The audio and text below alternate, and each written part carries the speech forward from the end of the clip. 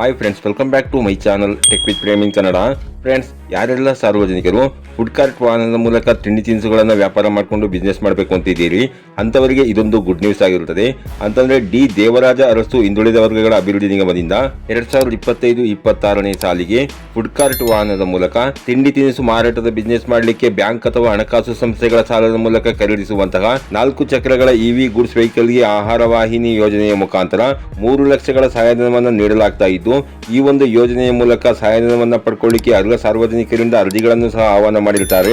ನಾನು ಈ ವಿಡಿಯೋದಲ್ಲಿ ನಿಮಗೆ ಈ ಒಂದು ಯೋಜನೆಗೆ ಅರ್ಜಿ ಹಾಕಲಿಕ್ಕೆ ನಿಮಗಿರಬೇಕಾಗಿರುವ ಅರ್ಹತೆಗಳೇನು, ಏನೇನು ದಾಖಲೆಗಳನ್ನು ನೀವು ಇಟ್ಕೊಂಡು ಅರ್ಜಿ ಹಾಕಬೇಕು, ಎಲ್ಲಿ ಅರ್ಜಿ ಹಾಕಬೇಕು, ಹಾಗೇನೇ ಅರ್ಜಿ ಸಲ್ಲಿಕೆಗೆ ಕೊನೆ ದಿನಾಂಕ ಯಾವುದು ಮತ್ತು ಈ ಒಂದು ಯೋಜನೆಯ ಬಗೆಗಿನ ಸಂಪೂರ್ಣವಾದ ಮಾಹಿತಿಯನ್ನು ನಾನು ಈ ವಿಡಿಯೋದಲ್ಲಿ ನಿಮಗೆ ತಿಳಿಸ್ಕೊಡ್ತೇನೆ. ಅದಕ್ಕಿಂತ ಮುಂಚೆ ನೀವೇನಾದರೂ ನಮ್ಮ ಚಾನಲ್ಗೆ ಹೊಸಬರಾಗಿದ್ರೆ ನಮ್ಮ ಚಾನಲ್ನ ಸಬ್ಸ್ಕ್ರೈಬ್ ಮಾಡಿಕೊಂಡು ಬೆಲ್ ಐಕಾನ್ನ ಕ್ಲಿಕ್ ಮಾಡ್ಕೊಳ್ಳಿ ಫ್ರೆಂಡ್ಸ್. ನಾವು ಹಾಕೋ ಮುಂದಿನ ವಿಡಿಯೋದ ನೋಟಿಫಿಕೇಶನ್ ನಿಮಗೆ ಆ ತಕ್ಷಣ ಬಂದು ಸಿಗುತ್ತೆ ಫ್ರೆಂಡ್ಸ್. ಹೌದು ಫ್ರೆಂಡ್ಸ್, ಡಿ ದೇವರಾಜ ಅರಸು ಹಿಂದುಳಿದ ವರ್ಗಗಳ ಅಭಿವೃದ್ಧಿ ನಿಗಮದಿಂದ 2025-26ನೇ ಸಾಲಿಗೆ ಫುಡ್ ಕಾರ್ಟ್ ವಾಹನದ ಮೂಲಕ ಯಾರೆಲ್ಲ ತಿಂಡಿ ತಿನಿಸು ವ್ಯಾಪಾರವನ್ನ ಮಾಡಿಕೊಂಡು ಬಿಸ್ನೆಸ್ ಮಾಡಬೇಕು ಅಂತ ಇದ್ದೀರಿ, ಅಂತವರಿಗೆ 3 ಲಕ್ಷ ರೂಪಾಯಿಗಳ ಸಹಾಯಧನವನ್ನು ನೀಡಲಾಗ್ತಾ ಇದ್ದು, ಇದರ ಬಗೆಗಿನ ಸಂಪೂರ್ಣವಾದ ಒಂದು ಮಾಹಿತಿ ನಿಮಗೆ ತಿಳಿಸ್ಕೊಡ್ಬೇಕು ಅಂತಂದ್ರೆ ನೀವಿಲ್ಲಿ ನೋಡ್ತಾ ಇರಬಹುದು.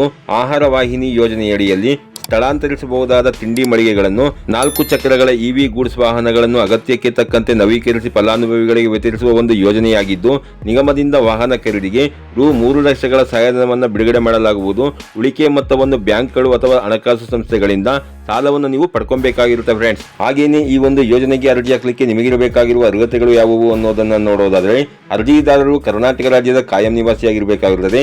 ಅರ್ಜಿದಾರರ ವಯಸ್ಸು 21ರಿಂದ 45 ವರ್ಷದ ಒಳಗಿರಬೇಕಾಗಿರುತ್ತದೆ. ಪ್ರವರ್ಗ 1, 2A, 3A ಮತ್ತು 3Bಗೆ ಸೇರಿದವರಾಗಿರಬೇಕಾಗಿರುತ್ತದೆ. ಅಂತಂದ್ರೆ ವಿಶ್ವಕರ್ಮ, ಉಪ್ಪಾರ, ಅಂಬಿಗ, ಸವಿತಾ, ಮಡಿವಾಳ ಹಾಗೂ ಅಲೆಮಾರಿ ಮತ್ತು ಅರೆ ಅಲೆಮಾರಿ ಸಮುದಾಯ ಹಾಗೂ ಒಕ್ಕಲಿಗ, ಲಿಂಗಾಯತ, ಕಾಡುಗೊಲ್ಲ, ಮರಾಠ ಮತ್ತು ಇದರ ಉಪ ಸಮುದಾಯಗಳನ್ನು ಹೊರತುಪಡಿಸಿ ಹಿಂದುಳಿದ ವರ್ಗಗಳ ಪ್ರವರ್ಗ 1, 2A, 3A ಮತ್ತು 3Bನಲ್ಲಿ ಉಳಿದಂತಹ ಸಮುದಾಯಗಳಿಗೆ ಈ ಒಂದು ಯೋಜನೆ ಅನ್ವಯವಾಗುತ್ತದೆ ಫ್ರೆಂಡ್ಸ್. ಸರ್ಕಾರಿ ಅಥವಾ ಅರೆ ಸರ್ಕಾರಿ ಉದ್ಯೋಗದಲ್ಲಿ ನೀವು ಇರಬಾರದಾಗಿರುತ್ತದೆ. ಕುಟುಂಬದ ವಾರ್ಷಿಕ ವರಮಾನ 3 ಲಕ್ಷದ ಒಳಗಿರಬೇಕಾಗಿರುತ್ತದೆ. ಕುಟುಂಬದ ಒಬ್ಬರಿಗೆ ಮಾತ್ರ ಈ ಒಂದು ಅರ್ಜಿ ಸಲ್ಲಿಕೆಗೆ ಅವಕಾಶ ಇರುತ್ತದೆ. ಒಂದು ಬಾರಿ ಈ ಹಿಂದೆ ನಿಗಮದಿಂದ ಯಾವುದೇ ಸೌಲಭ್ಯ ಪಡೆದವರು ಮತ್ತು ಅವರ ಕುಟುಂಬದ ಸದಸ್ಯರು ಈ ಒಂದು ಅರ್ಜಿ ಸಲ್ಲಿಕೆ ಮಾಡಲಿಕ್ಕೆ ಬರೋದಿಲ್ಲ ಫ್ರೆಂಡ್ಸ್. ಹಾಗೇನೆ ಈ ಒಂದು ಯೋಜನೆಗೆ ಅರ್ಜಿ ಸಲ್ಲಿಕೆ ಮಾಡಲಿಕ್ಕೆ ನಿಮ್ಮ ಹತ್ರ ಇರಬೇಕಾಗಿರುವ ದಾಖಲೆಗಳು ಯಾವುವು ಅನ್ನೋದನ್ನ ನೋಡೋದಾದ್ರೆ, ಆಧಾರ್ ಕಾರ್ಡ್ ಬೇಕಾಗುತ್ತೆ, ಜಾತಿ ಪ್ರಮಾಣ ಪತ್ರ ಬೇಕಾಗುತ್ತೆ, ಆದಾಯ ದೃಢೀಕರಣ ಪತ್ರ ಬೇಕಾಗುತ್ತೆ, ಚಾಲ್ತಿಯಲ್ಲಿರುವಂತಹ 4 ವೀಲ್ ಡ್ರೈವಿಂಗ್ ಲೈಸೆನ್ಸ್ ಬೇಕಾಗುತ್ತೆ, ಆಧಾರ್ ಸೀಡಿಂಗ್ ಆಗಿರುವಂತಹ ಬ್ಯಾಂಕ್ ಪಾಸ್ ಪುಸ್ತಕ ಬೇಕಾಗುತ್ತೆ, ವೆಹಿಕಲ್ ಕೊಟೇಶನ್ ಬೇಕಾಗುತ್ತೆ, ಕೊನೆಯದಾಗಿ ಆಧಾರ್ ಕಾರ್ಡ್ಗೆ ಲಿಂಕ್ ಇರುವಂತಹ ಮೊಬೈಲ್ ನಂಬರ್ ನೀವು ಇಟ್ಕೊಂಡಿರಬೇಕಾಗಿರುತ್ತೆ ಫ್ರೆಂಡ್ಸ್. ಹಾಗೇನೆ ಈ ಒಂದು ಯೋಜನೆಗೆ ಯಾವೆಲ್ಲ ಜಿಲ್ಲೆಯಿಂದ ಅರ್ಜಿಯನ್ನು ಹಾಕಬಹುದು ಅನ್ನೋದನ್ನ ನೋಡೋದಾದ್ರೆ, ನಗರ ಪ್ರದೇಶದ ವಿಧಾನಸಭಾ ಕ್ಷೇತ್ರಗಳಾದಂತಹ ಬ್ಯಾಟರಾಯನಪುರ, ಮಹಾಲಕ್ಷ್ಮಿ ಲೇಔಟ್, ಮಲ್ಲೇಶ್ವರಂ, ಹೆಬ್ಬಾಳ, ಗಾಂಧಿನಗರ, KR ಪುರ, ಮಹದೇವಪುರ, ಪುಲಕೇಶಿ ನಗರ, ಸರ್ವಜ್ಞ ನಗರ, CV ರಾಮನ್ ನಗರ, ಶಿವಾಜಿ ನಗರ, ದಾಸರಹಳ್ಳಿ, ಬಸವನಗುಡಿ, ಪದ್ಮನಾಭನಗರ, BTM ಲೇಔಟ್, ಜಯನಗರ, ಬೊಮ್ಮನಹಳ್ಳಿ, ಗೋವಿಂದರಾಜನಗರ, ವಿಜಯನಗರ, ಚಾಮರಾಜಪೇಟೆ, ಚಿಕ್ಕಪೇಟೆ, ರಾಜರಾಜೇಶ್ವರಿ ನಗರ, ಶಾಂತಿನಗರ,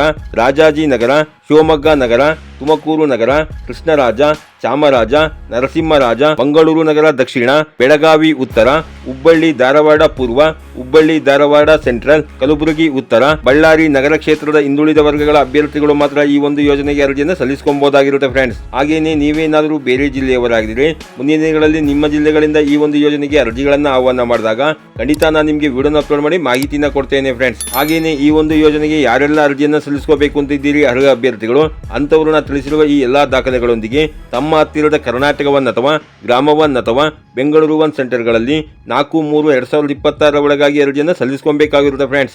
ಹಾಗೇನೆ ಇದರ ಬಗ್ಗೆ ನಿಮಗೆ ಇನ್ನೂ ಹೆಚ್ಚಿನ ಮಾಹಿತಿ ಬೇಕಾದಲ್ಲಿ ಈ ವಿಡಿಯೋದ ಕಾಮೆಂಟ್ ಬಾಕ್ಸ್ನಲ್ಲಿ ಕಾಮೆಂಟ್ ಮಾಡಿ ಬೇಕಾದರೂ ಕೇಳಬಹುದಾಗಿರುತ್ತದೆ, ಅಥವಾ ಇಲ್ಲಿ ಕಾಣ್ತಾ ಇರುವಂತಹ ದೂರವಾಣಿ ಸಂಖ್ಯೆಗಳಿಗೆ ಕರೆ ಮಾಡಿ ನೀವು ಇದ್ರ ಬಗ್ಗೆ ಹೆಚ್ಚಿನ ಮಾಹಿತಿಯನ್ನು ತಿಳ್ಕೊಬಹುದಾಗಿರುತ್ತೆ ಫ್ರೆಂಡ್ಸ್. ಇದಾಗಿತ್ತು ಇವತ್ತಿನ ಮಾಹಿತಿ. ಈ ಮಾಹಿತಿ ನಿಮಗೆ ಉಪಯುಕ್ತ ಅನಿಸಿದ್ರೆ ವಿಡಿಯೋಗೆ ಒಂದು ಲೈಕ್ ಮಾಡಿ, ಕಮೆಂಟ್ ಮಾಡಿ, ಶೇರ್ ಮಾಡಿ. ಹಾಗೇನೆ ನಮ್ಮ ಚಾನಲ್ಗೆ ಹೊಸಬರಾಗಿದ್ರೆ ನಮ್ಮ ಚಾನಲ್ನ ಸಬ್ಸ್ಕ್ರೈಬ್ ಮಾಡಿಕೊಂಡು ಬೆಲ್ ಐಕಾನ್ನ ಕ್ಲಿಕ್ ಮಾಡ್ಕೊಳ್ಳಿ ಫ್ರೆಂಡ್ಸ್. ನಾವು ಹಾಕೋ ಮುಂದಿನ ವಿಡಿಯೋದ ನೋಟಿಫಿಕೇಶನ್ ನಿಮಗೆ ಆ ತಕ್ಷಣ ಬಂದು ಸಿಗುತ್ತೆ ಫ್ರೆಂಡ್ಸ್.